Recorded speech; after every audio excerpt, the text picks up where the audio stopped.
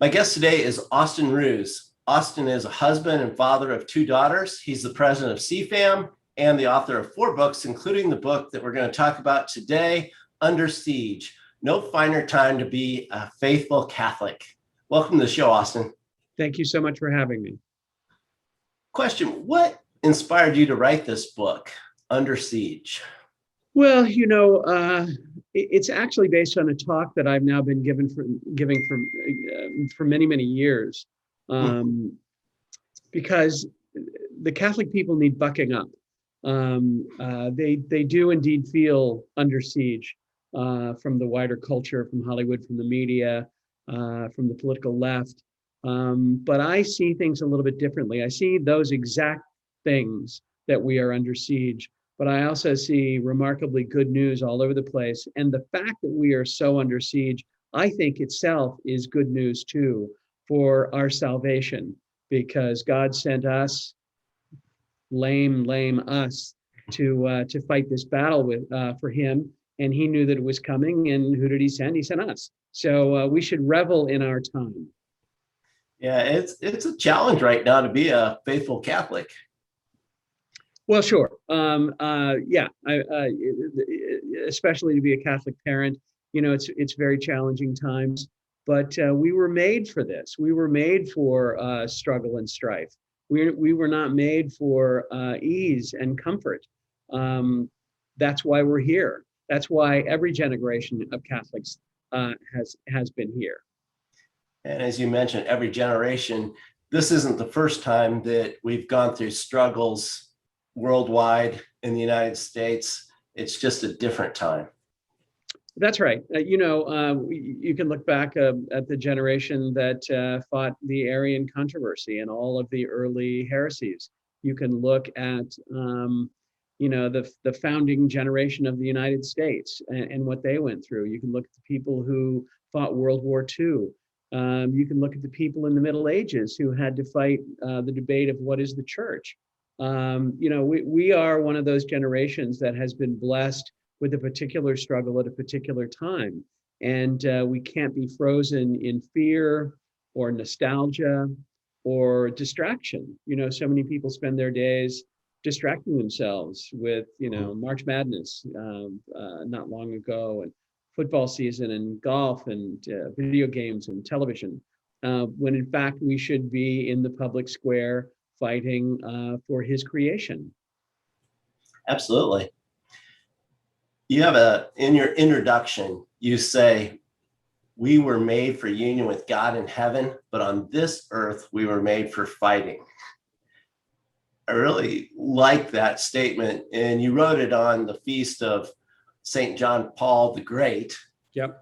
And a lot has happened since October even. What are some of the things that have surprised you most since you finished the book? Oh gosh, nothing has surprised me since I wrote the book. Like I said, I've been giving this talk for a long, long time, and nothing has really changed. The left is coming after us, tooth and nail. They're coming after the baker, the photographer, anybody who stands up to the LGBT movement. We see, one of the in-depth arguments I make in the book is that we actually now live under an official state church, which is forbidden by the First Amendment. But starting in 1962, the Supreme Court decided in the school prayer decision that the object and purpose of government has to be secular, meaning without God. And so they put their thumb on the scale of a debate that had been going on in this country since our founding. And that is, who are we? What is our purpose? And there were people that I call, others call providentialists, who believe that the hand of God is in history, and that we are a religious people, and that this should be expressed publicly, most especially in schools. And then over against them were the secularists, who believe that religion has no role in government or really in the public square. And this debate was a good, healthy debate. Sometimes the providentialist won, sometimes the secularist one. But in 1962, the Supreme Court said that the object and purpose of government has to be secular. And so from that moment on, there was a cascade of Supreme Court decisions that further ensconced this new faith. There were the contraception decisions, Griswold and Eisenstadt in the mid 60s. There was the Fannie Hill case on obscenity that opened the door to widespread pornography in the printed world.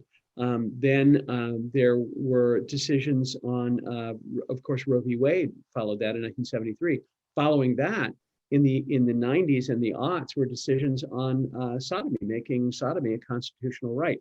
And then the Megillah, which is Obergefell, on gay marriage. And so what happened is these decisions from the federal government have cascaded down through the Department of Justice, the Department of Education, indeed the entire federal government, on all the way down through the states to the local grade school, not a mile from where I'm sitting, where children are taught a dogma, a religious dogma, that sex is assigned at birth and that boys can be girls.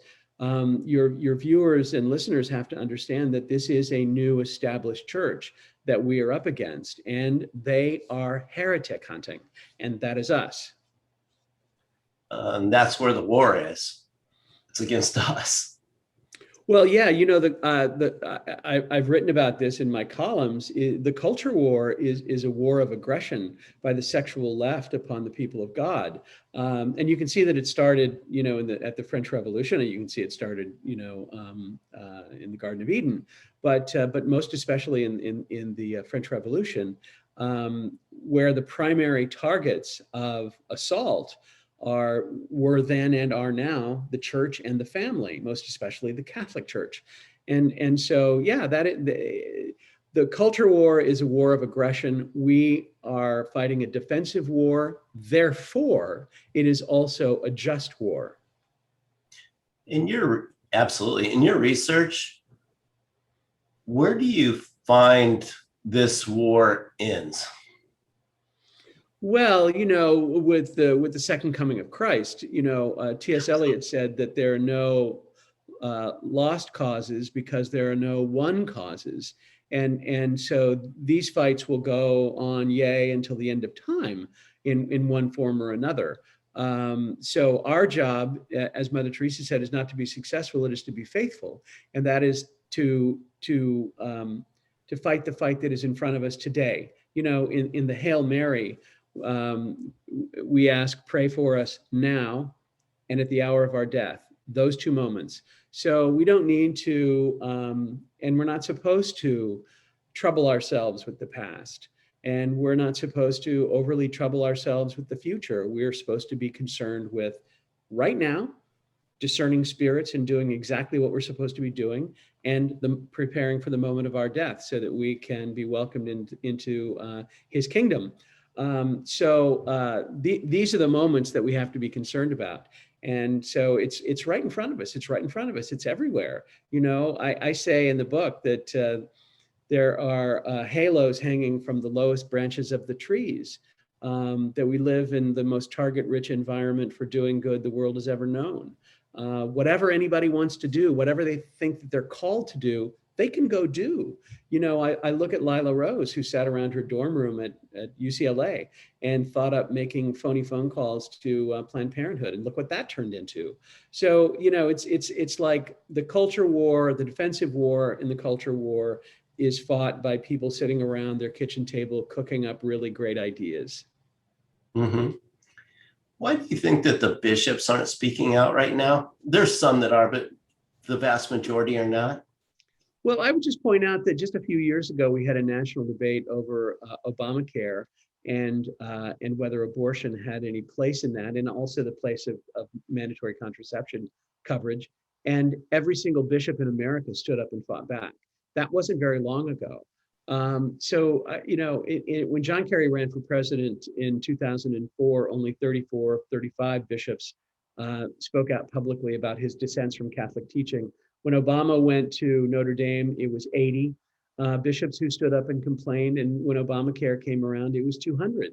So I don't think it's entirely accurate that the bishops aren't speaking up. We certainly wish that they would speak up more now. I think that they're a little bit between a rock and a hard place because Joe Biden is so outspoken about his supposed faithfulness to the Catholic Church. But even though the bishops aren't doing exactly what we want as much as we want, the world is ours. It's not theirs. God has given us the world, not them. They are to teach the truth and administer the sacraments, and we are supposed to evangelize the world. So that's our job. And we are not let off the hook because the bishops, in our view, are not doing enough. The church should be to our backs, and we should be facing the world. There are a lot of people who are involved in interchurch fights and things like that, and I've gotten involved in some of them as well. But our true vocation is in evangelizing the world. When you look at the way that God set up the church, there's one pope, there's a bunch of bishops, a lot more priests, but there are hundreds of millions of Catholics in the world, and that tells us that the world is ours.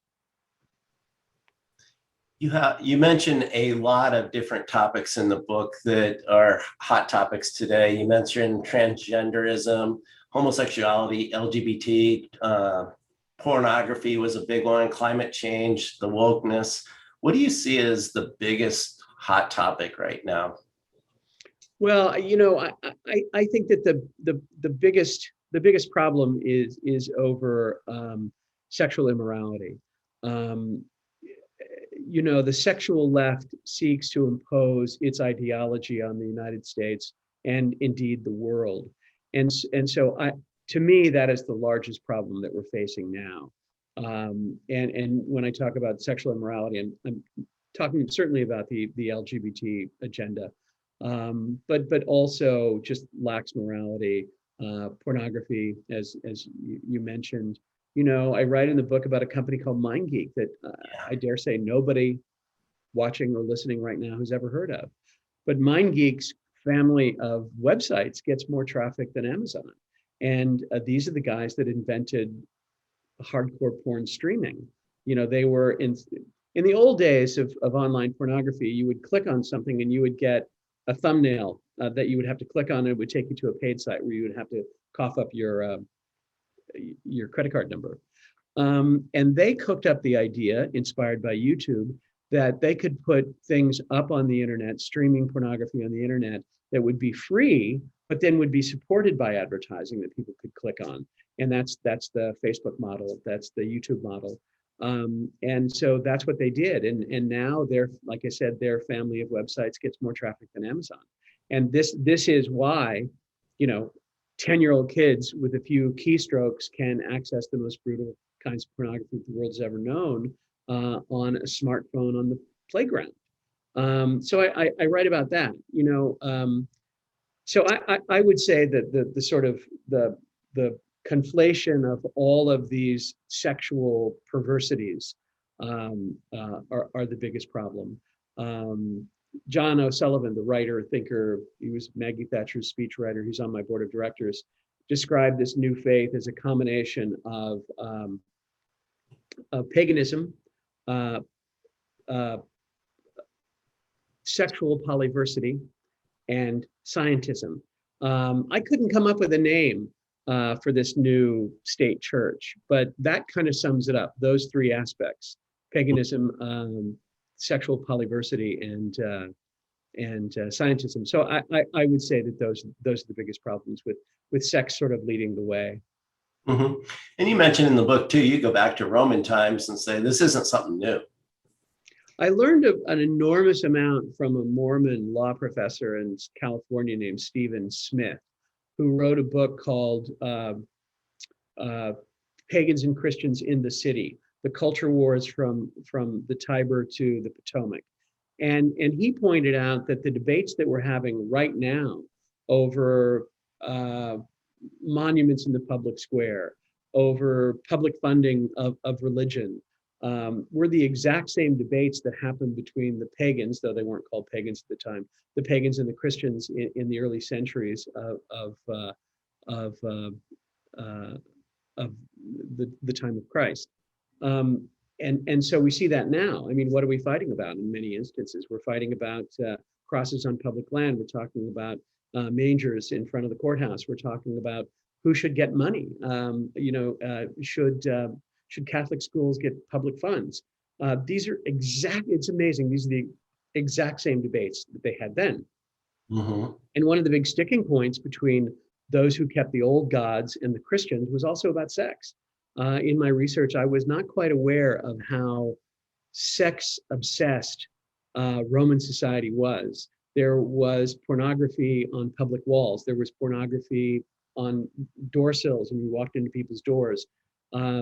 People had to send guards with their young boys so that they would not be sexually assaulted by gangs of men. I mean, it was just a hideous, brutal, awful time.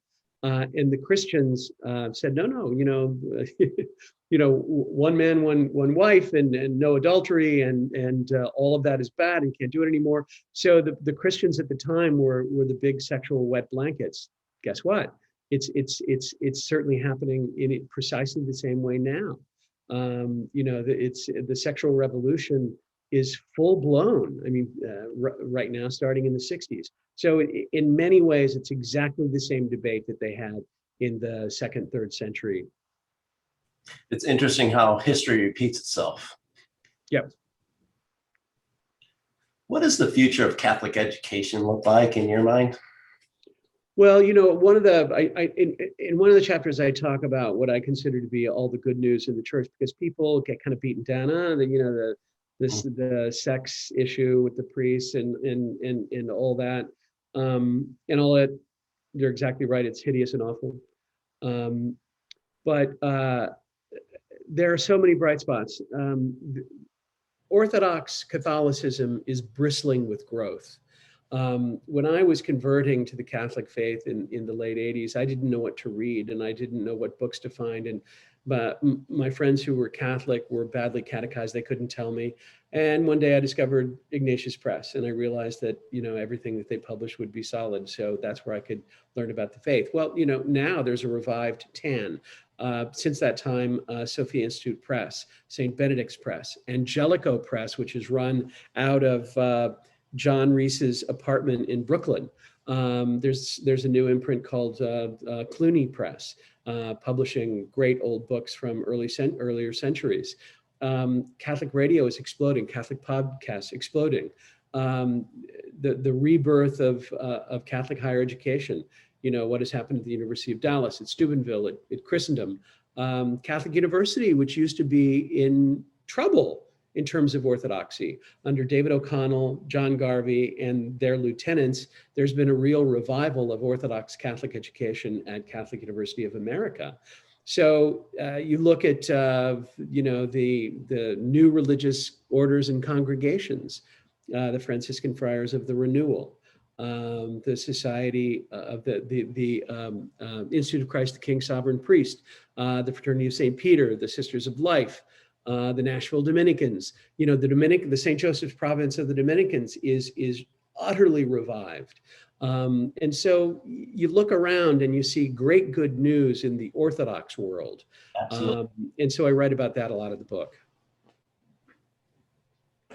So how do men go about the fight today? Well, that's a question that, one gets quite a bit. Is like, what are we supposed to do? There's a scene from a movie that I write about. There's a movie called Full Metal Jacket, which I don't recommend, but it's a fabulous. It's one of the best Vietnam War movies, and there's a scene in it where there's the platoon in the city of Hue is pinned down by a sniper's nest, and a couple of their men have been shot, and the platoon leader is kind of like Rod Dreher, and he says we have to hide behind this wall. And there's a character called Animal Mother, who maybe is a little bit like me. He straps on his machine gun, he jumps over the wall, and he charges the sniper's nest. Now he ends up not saving the guys who have been wounded, but they take the sniper's nest. So you can take the sniper's nest, like I do. Not everybody's called to that. It's dangerous. You can get a target on your back. You can lose your job, and everybody knows that. But then there are other things that people can do. They can send a check every single month to the pro-life and pro-family group that they admire the most, or the group that's fighting pornography, or whatever. They can go down and pray in front of an abortion clinic. They can go down to the school board and shake the hand of the lone school board member who's fighting the good fight, because he's surrounded, he's alone. He needs an attaboy. There are hundreds and thousands of things that people can do rather than watching TV, playing golf, following sports. Reading groups are great. I tease some of my friends here in Northern Virginia that reading groups are not enough. Reading groups are great. I belong to a reading group, but they're not enough. You actually have to put skin in the game. And that means showing up some places and shaking hands and sending checks. That's what absolute people need to do. They have to get involved. We can't do this by ourselves. You also mentioned another thing that's very powerful, and that's pulling out your weapon, the rosary. Well, yeah, I highly urge people to go to Mass every day. I urge people to say the rosary every day, to spend time in mental prayer every day, to read scripture every day, to recite aspirations throughout the day. The idea is that we live continuously in the presence of God and do his work on this earth. Austin, what else would you like to share with the regular Catholic guys out there? Just that there's never been a finer time to be a faithful Catholic because he sent us. We can, I was going to say we can win this fight, but we can win little fights. Let me just tell you that in our work at the United Nations, we've been working on this for 24 years. And in this time, we have blocked an international right to abortion. We have blocked a redefinition of the family. We have blocked sexual orientation and gender identity from becoming a new category of non-discrimination in international law. You can win these fights. You look around the country and you see several hundred pro-life laws enacted in the states, and these have resulted in the closing of abortion clinics. I mean, you look back at the marriage debate, we won 32 statewide races before it was taken away from us by the Supreme Court. So there's plenty that people can do, and men have to get engaged and volunteer their time and it's time or treasure. That's what everybody is called upon to do. And there's no better work. There's no better work. Well, thank you for your work at CFAM, and thank you for the articles that you write in Crisis Magazine and for this book, Under Siege. It is I just want to point out, it's #1 in Catholic new releases at Amazon. And I would urge your viewers and listeners to keep that going. It was #1 in new releases in apologetics. So I think the book is doing fairly nicely, but we got to keep this going. And I'll tell you what, the book is a shot in the arm for anybody who's a little bit discouraged. Awesome. Thank you, Austin. Thank you for having me. God bless. Thank you.